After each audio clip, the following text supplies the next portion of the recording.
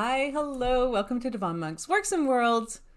We are on, well, I'm going to have to ask you about this. We are on maybe Monday Monk 64.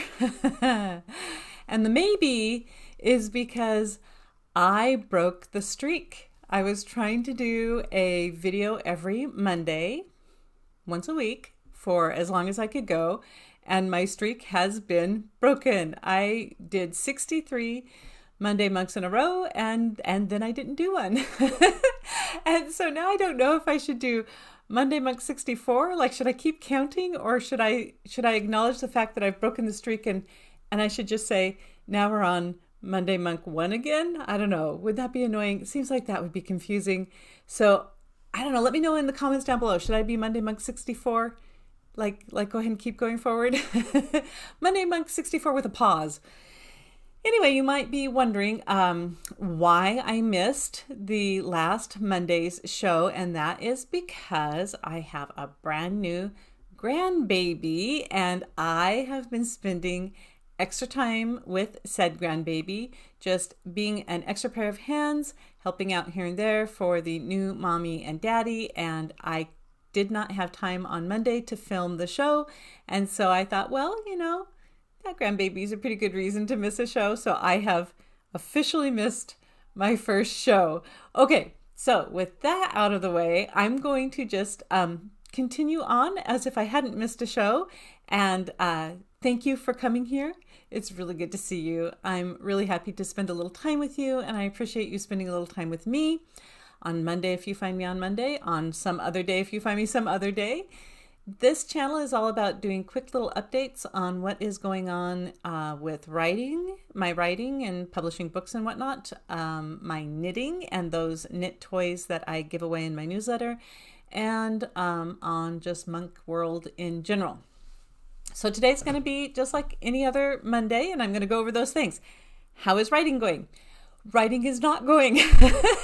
Like I said, I've spent some time doing grandma stuff. Gram things. So I have not put in the writing time that I usually would. That doesn't mean that I haven't been working. I absolutely am. There's a lot of writing that isn't the actual writing of words that happens in this kind of a career. So I've been doing a lot of the behind the scenes stuff that must be done.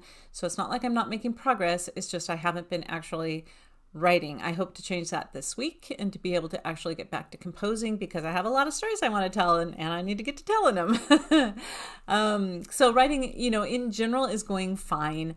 I'm not actually writing, so that part isn't going as well, but it'll be remedied. I am unconcerned. Everything's going to work out. I'm not worried about it. Okay, so how is knitting going? I'm doing a little bit of knitting. I'm working on the toy that would have been given away in the April newsletter if I had put out an April newsletter, which I did not. Again, my newsletters aren't guaranteed to come out every month. I try to put one newsletter out a month. It doesn't always happen. And April, it did not happen. So that means a couple of things. There will be 2 toys given away in the May newsletter, if I do a newsletter in May. And one of them will be this one, which is the little TV set that I knit last month. I guess I knit it in March. Here's this little plug-in here that goes into the wall, and it's just a little happy TV. The antennas, once again, are mobile. They have a wire in them, so you can actually try to tune in your favorite channel. This will be given away in the May newsletter, if I do May's newsletter, which I am intending to. And I also am knitting another toy, which will be given away in the May newsletter if I can get it done. I'm well, did I mess up his antennas there? I'm not too far from getting all the pieces of it knit, and then I will assemble all the pieces together. I think it's turning out. I'm not sure. I'm doing something a little different with this toy, so we'll see if it turns out. But if so, and even if not, there will be a knit giveaway in the next newsletter. So if you haven't signed up for my newsletter, please do. I'll put a link to it down below, and you will not only get newest news about writing and whatnot, new books coming out, books being re-released, new covers, that kind of stuff all happens in the newsletter.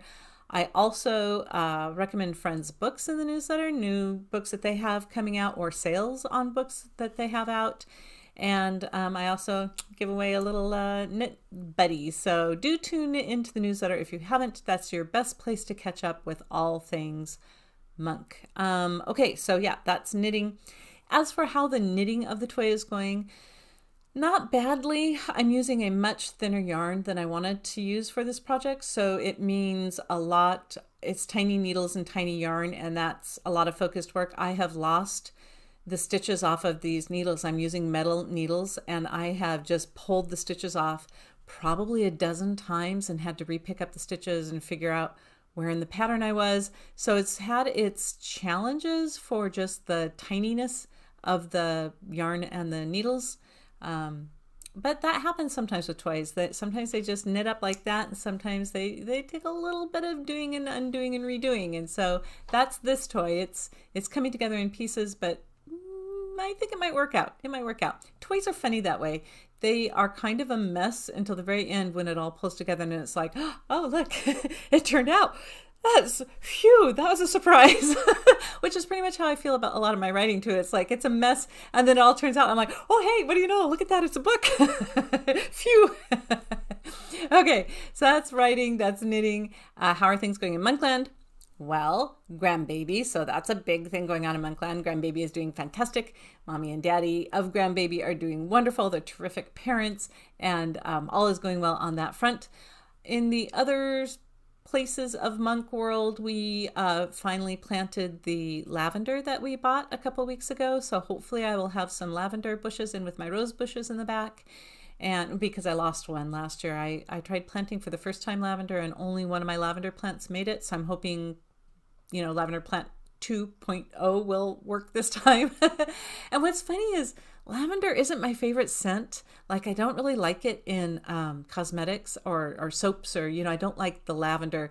Oh, put a sachet in your drawer or whatever. I don't really love that, but I really like lavender plants. So I'm looking forward to the flowers, and I know they're very bee friendly. So I like that too. Last you heard, I think we had put new soil in our garden. That is still true. We have not planted anything. It's all out there waiting to be planted. We have seeds, and yeah, it hasn't happened. Now, might happen tomorrow. I mean, I'm not going to guarantee that, but this week, I'm going to say this week we'll probably get things planted. We had a monstrously hot day for us coming off of our cool, 50s and low in the 30s degree days. We had a day that popped up to 90 and broke all the records, which 90 isn't that hot, but in April, coming off of like 60 as a high or 50 as a high, and then suddenly you pop 90, 30 degrees higher one day. It was a very hot day. So we didn't do any work at all in the yard on that day, and just, tried to enjoy the flowers and the fact that it was warm outside, and felt weird about turning on the air conditioner, or waited until we could open the windows and doors at night to try to get the cool air in. And it was just kind of an odd summer day plunked down right there toward the end of April, whereas like a week and a half before that, or 2 weeks before that, it had been snowing. So weather's been a little wild and woolly, but the garden's not in yet. It will be in soon. Yeah, it will be in soon. Let's see what else. Well, that's mostly it. Like, that's what's going on. Yeah, not a lot else. I mean, I've got some, what's funny is I have some kind of, I get plans in my head of things that I want to do. Like, I still haven't remodeled my office. I've talked to y'all about that before, that it needs to be painted. There's some ceiling repair that needs to be done. It's like the last room in the house that has been updated, and it hasn't been updated. And we need to do it. And that means pulling everything out and deciding on things like color and how we're going to patch everything. And I haven't done it yet. And meanwhile, I'm thinking, well, wouldn't it be fun to rip out all of our yard and add walkable plants? Like, shouldn't we just take out it's not acres and acres, but shouldn't we take out all of our front yard and just turn it into creeping thyme or short yarrow or whatever else one walks on, clover, when one wants a short no-mow yard? Anyway, that sounds crazy, but I think I'm going to do it. But I'm going to start in little patches, I think. I just have to find out how to best get rid of the grass and the grass roots, because, boy, the grass dies in the summer here because we don't water it. And I want a yard that takes very little water because I'm trying to conserve water. That being said, the grass roots the thatch underneath is mighty, because it always comes back every autumn. We don't reseed it or anything. We always have grass. So we have to find a way to really ruthlessly kill that grass, get those roots out, and then work a little probably good stuff into the soil a little bit, and then start planting whatever kind of seeds or actual plants we want to start spreading in the yard to make a walkable, no grass yard. If anybody has any suggestions on that, let me know. I live in Oregon, so it'd have to be plants that can live in Oregon. So yeah, that's the kind of wild idea I have in my head right now. We'll see if we actually get to it this year. I kind of want to try at least a patch of it this spring, and then maybe slowly build, a little bit at a time, kind of terraform the yard. But because that was so quick, I thought I would just pull a little note out of our heart box that we haven't done forever. These are subjects that I put in here just back before episode 1 to give myself something to talk about at the end when the video is almost over, and there might be one more interesting thing to say. Okay, this is pretty cute. That says, I'm gonna get my hand behind it because I think that's how this handles it best. Penguin! Okay, what penguin, you might ask, am I talking about? Not Penguin Random House, the publishing company, which is something to talk about, but not what I'm going to talk about. This is probably Mrs. Yates' penguin, and in ordinary magic books, there is a penguin statue that is constantly being kidnapped and set up in little scenarios around town. Like, somebody keeps kidnapping this statue and then like putting a Superman cape on it and stuffing it in a cannon and stuff, or hanging it up by an umbrella on a clock tower or something. Like, this little penguin's gone surfing, and people stop and take pictures of this penguin statue that's been, stolen and posed. And I don't know where I came up with that idea. I was writing book 1, and I knew that Delaney, who is the chief of police of the town, would have some kind of oddball calls, oddball crimes that she would have to go answer to. And I thought, wouldn't it be funny if there was just this serial kidnapping of this penguin statue? And so yeah, that penguin kind of became more or less a major, it's not like a character as in it doesn't walk or talk or anything, it's a statue, but it's definitely one of the plot points that comes up again and again, like what happened to the penguin this time. And it's been fun to put it in different situations. And I would almost like a t-shirt with like Mrs. Yates' famous penguin, Ordinary Oregon, or something like that on it. So yeah, I actually knit a penguin, Mrs. Yates' penguin, and gave it away as one of my knit toy giveaways. I'll put a little picture of it here so you can see it in case you weren't following me back then when I was knitting that penguin. But yeah, it's a really fun little character to have in Ordinary. Ordinary's fun, full of that kind of stuff, like where it's just little quirky things along with the big crimes that are happening in the town too. So yeah, I like Mrs. Yates' penguin. It became more famous than I expected. But sometimes things take off in books that you don't expect. You plant a seed and then it really, really blooms. So yeah, penguin's good. Hey, so let me know, do you have a favorite character in Ordinary? Have you read my Ordinary Magic series? If so, let me know who your favorite character is down below. Is it the penguin? Is it the dragon pig? Is it Death? A lot of people like Than. I get a lot of fan mail about Than being a good character. He's super fun to write because he's just so him. So yeah, thank you so much for being here and for sharing a little time with me. I really appreciate you. Let me know if I should number this Monday Monk 64 maybe, or should I be like Monday Monk 1 again, Monk Harder part 2? I don't know. Let me know how I should number the videos.